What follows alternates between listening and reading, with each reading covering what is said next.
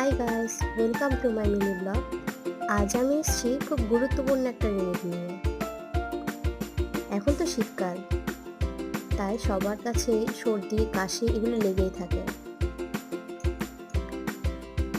আর এই সর্দি কাশি এবং বুকে কফ জমার থেকে রেহাই পেতে এই আমার ছোট্ট রেমেডি।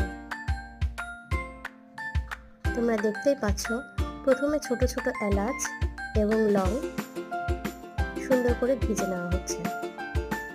এগুলো আমি সুন্দর করে ভেজে নিয়ে লালচে করে তারপর মিক্সারে ব্লেন্ড করে নিলাম। তারপর এসব কোটা ভরে রেখে দিলাম।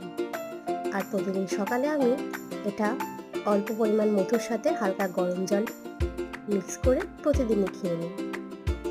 এতে খুবই উপকার হয়, তোমরা বিশ্বাস করো, তোমরা এটা ট্রাই করে দেখবে। ওকে, হরে কৃষ্ণা।